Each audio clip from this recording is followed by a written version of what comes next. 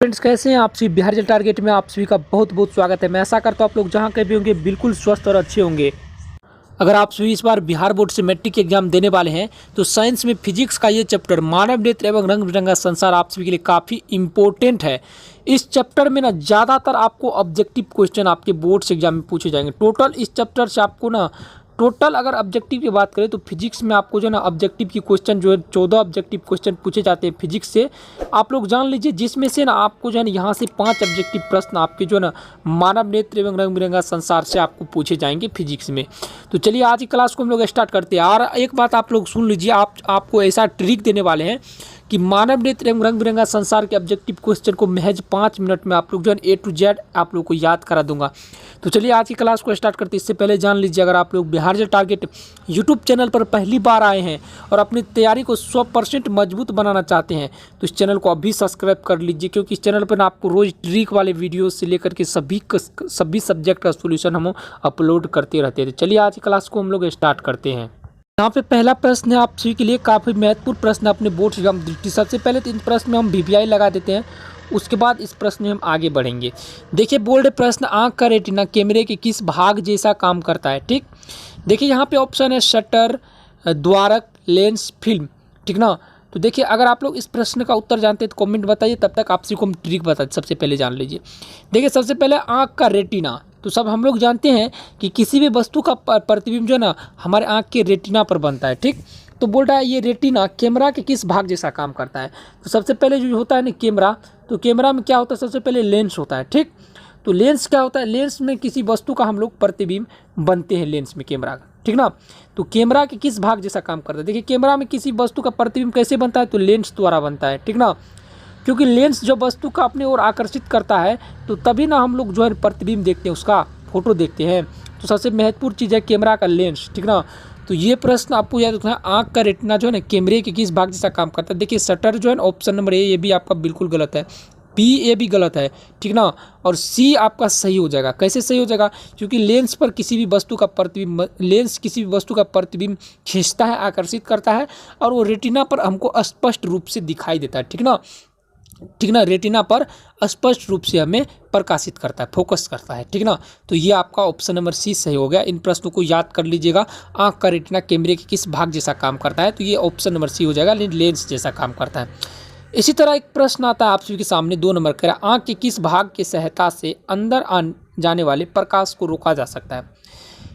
Physically हम लोग जानते हैं कि ये मेरा आँख है। ठीक, जब हम आंख बंद कर लेंगे क्या करता हम, तो हमको कुछ दिखाई देगा ही नहीं। तो देखिए इसी तरह आपको याद रखना है, जो मेरे आंख में एक पुतली होता है, ठीक ना, जिसको हम लोग परितारिका के नाम से जानते हैं, पुतली या परितारिका, वो एक पतली परत होता है। ठीक ना, वो झिल्ली की तरह होता है।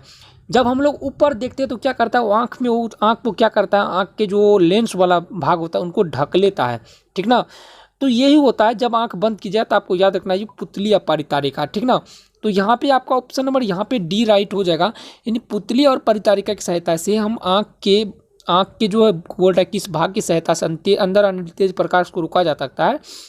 तो देखिए जब हम किसी वस्तु को जब किसी वस्तु का में तेज प्रकाश होता है, उसको हम डायरेक्ट देखते हैं तो मेरे आँख में क्या होता है, धुंधला दिखाई देने लगता है। तो अर्थात वो पुतली ही होता है जो वाइट कलर का होता है, वो मेरे आँख की जो है ना आँख पर आने वाले तेज प्रकाश को रोकता है। ठीक ना, वो ढक देता है ताकि कोई भी तकनीकी खराबी ना आ जाए अंदर से। ठीक ना। तो आपको याद रखना है आँख के किस भाग की सहायता से अंदर जाने वाले प्रकाश को रोका जा सकता है, तो आपको याद रखना पुतली या परितारिका। देखिए परितारिका का दूसरा नाम होता है पुतली। ठीक ना, तो कन्फ्यूज होने की जरूरत नहीं, आप लोग नहीं जानते थे तो ये पुतली हो जाएगा। ठीक, चलिए देखिए इसी तरह आपका आता है तीसरा नंबर का प्रश्न। तीसरा नंबर का प्रश्न देख सकते हैं आप लोग, कह रहा है किसी वस्तु का प्रतिबिंब आँख के किस भाग पर बनता है। तो देखिए एक तो यहाँ पे देखिए कोर्निया हो गया, दृष्टिपटल, आइरिस और पुतली।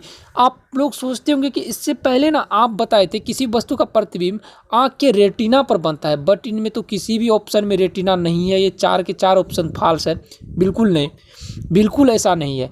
देखिए यहाँ पे जो है ना, यहाँ पे देख लीजिए ये पुतली है ना, तो पुतली का दूसरा नाम है परितारिका। ठीक ना। और ये रेटिना है, यहाँ पे देखिए दृष्टि पटल या रेटिना, देखिए रेटिना का दूसरा नाम है दृष्टि पटल या रेटिना।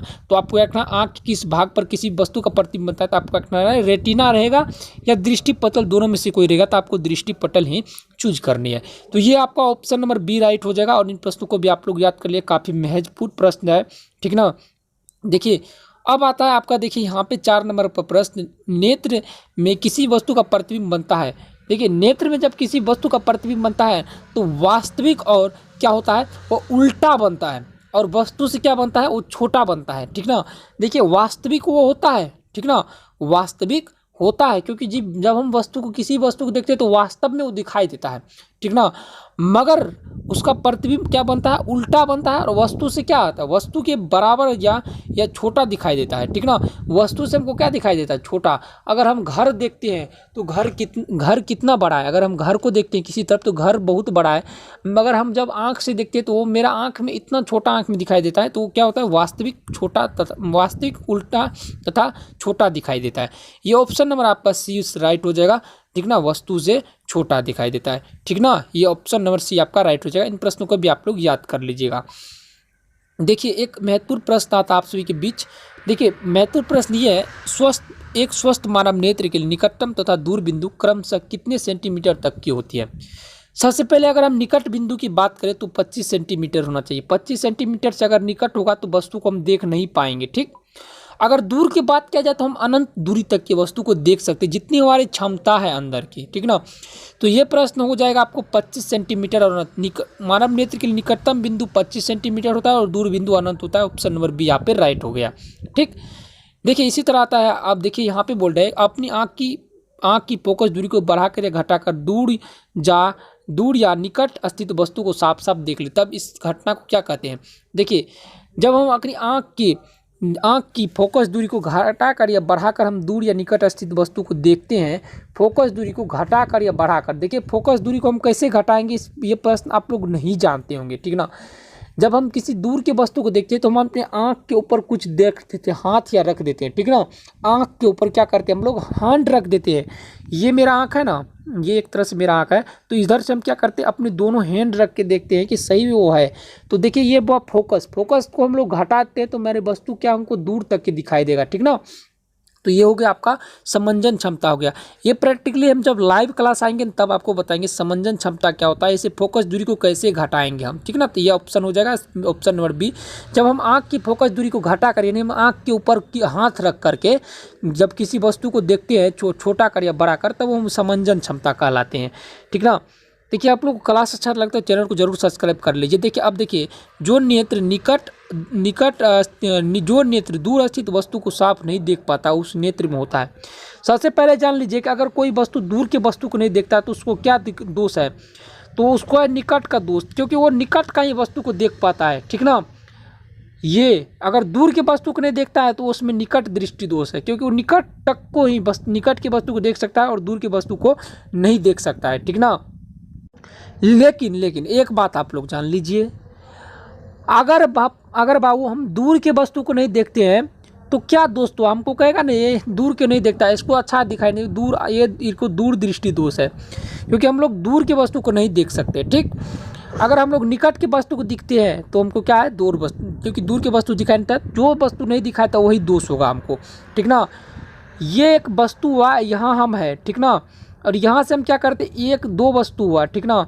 हम इस वस्तु को साफ देख लेते हैं और इसको नहीं देखते, क्या होगा, हमको निकट की वस्तु दिखाई देता था तो हमको निकट दृष्टि दोष नहीं है, हमको दूर दृष्टि दोष है। तो ये ऑप्शन नंबर सही हो जाएगा ये, ठीक ना। अगर दूर की वस्तु दिखाई नहीं देता है तो हमको कौन सा दोष था, दूर दृष्टि दोष होता है, ठीक। देखिए किस दृष्टि दोष में वस्तु रेटिना तथा प्रतिबिंब रेटिना के आगे बनता है, ठीक ना। देखिए किस दोष में प्रतिबिंब रेटिना के आगे बनता है, तो आपको याद रखना है निकट दृष्टि दोष। निकट दृष्टि दोष में वस्तु का प्रतिबिंब रेटिना के आगे बनता है, इसलिए हम लोग जो है ना दूर के वस्तु को देखते हैं ठीक ना। अगर रेटिना के आगे बनेगा, रेटिना के अगर आगे बनेगा प्रतिबिंब, तो हम क्या करेंगे, दूर की वस्तु को देखेंगे, ठीक ना। अगर पीछे बनेगा तो इसको फोकस करके हम निकट और दूर दोनों वस्तु को देख सकते हो। नेट की समंजन क्षमता के अनुसार तब काम करेगा। अगर समंजन क्षमता को फेल कर दिया तो सोच लीजिए वस्तु का प्रतिबिंब निकट रेटिना के आगे बनेगा और उसमें क्या हो जाएगा, उसमें निकट दृष्टि दोष हो जाएगा, ठीक ना। निकट दृष्टि दोष हो जाएगा, ठीक ना। तो चलिए अब देखिए दूर दृष्टि दोष का उपचार किस लेंस से किया जाता है। देखिए ये आप यहाँ पे आपको ट्रिक बताने वाला हूँ। और आका आप लोग पहाड़ा याद कर लीजिए और दीर्घायु तक लिख दीजिए, ठीक। तो निकट में क्या है, ओ है, तो इससे हो जाएगा अवतल दर्पण, अवतल, ये हो जाएगा आपका अवतल लेंस। ओ से क्या होता है, अवतल होता है, और ऊ से क्या होता है, उत्तल होता है, क्यों ये दूर में है, ठीक ना। तो ये दूर तरीका आपको याद रखना है। ओ से क्या होगा, अवतल, अवतल निकट में है, तो निकट दूर दृष्टि दोष के लिए तो ऊ से क्या होता है, उत्तल, और निकट में है, ऊ दूर में है, तो उससे उत्तल होता है, और निकट ओ से अवतल होता है। तो निकट दृष्टि दोष के लिए पूछेगा तो अवतल लेंस होगा, और दूर दृष्टि दोष के लिए पूछेगा तो वो दूर में है, तो ये उत्तल लेंस हो जाता है। यहाँ पे याद हो गया आपको प्रश्न, दूर दृष्टि दोष का उपचार किस लेंस से किया जाता है, जरूर बताइए। दूर में क्या है, यहाँ पे ऊ है, तो ऊ से क्या हो गया, उत्तल, तो यहाँ पे आपका ऑप्शन नंबर आपका राइट हो जाएगा, उत्तल लेंस हो गया, ठीक। अब इसी तरह देखिए यहाँ पे आता है 12 नंबर का प्रश्न, निकट दृष्टि दोष के उपचार के लिए किस लेंस का उपयोग किया जाता है। निकट में क्या था, ओ था, ओ से क्या होता है, अवतल होता है, ठीक ना। ओ से क्या होता है, अवतल होता है। तो ये ऑप्शन नंबर कहाँ क्या हो गया, यहाँ पे सी नंबर हो गया, अवतल लेंस हो गया, ठीक ना। ये भी आपको याद हो जाएगा। देखिए लेंस की समंजन क्षमता कम हो जाने से कौन सा दोष उत्पन्न होता है, ठीक ना। लेंस की समंजन क्षमता अगर कम हो जाएगा तो कौन सा दोष उत्पन्न होगा, तो लेंस की जब समंजन क्षमता कम हो जाएगा, यानी हमको घटाकर और बढ़ाकर भी देखेंगे फिर भी हमको वस्तु दिखाई नहीं देगा, तो जरा दृष्टि दोष हो जाएगा हमको। जब अपनी नेट की फोकस दूरी को हम घटाकर या बढ़ाकर देखेंगे फिर भी हमको वस्तु सही नहीं दिखाई देगा, तो हमको जरा दृष्टि दोष हो जाएगा, यानी हमको कोई थोड़ा थोड़ा वस्तु दिखाई देगा, ठीक ना।